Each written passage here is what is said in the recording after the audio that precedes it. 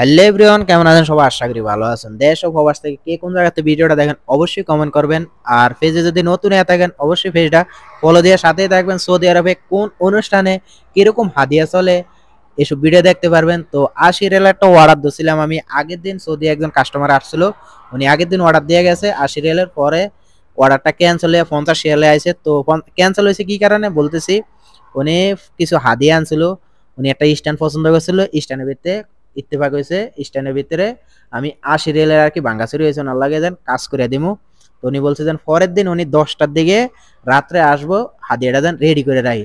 তো উনি হঠাৎ করে আসরের টাইমে কল দিয়ে আমারে বলতেছে যে স্ট্যান্ড ক্যান্সেল, আনা ইবগে বাস বুকে আনা এই যে মাহাল শিল হাজা আগ্রাত, কি যে সামানগুলা দিছিল এগুলো আর কি উনি লইয়া যাইব। মাগরিব পরে আইসা সামানগুলা লইয়া গেছে। তো ওনারে এখন আমার টাকা দিয়ে দিতে হবে রিটার্ন ৩০ রিয়াল। কি লিগে ৮০ রিয়াল ওনার লাগে ভাঙ্গাচুরি হয়েছিল, স্ট্যান্ডটা ক্যান্সেল করে এসে ৩০ রিয়ালের।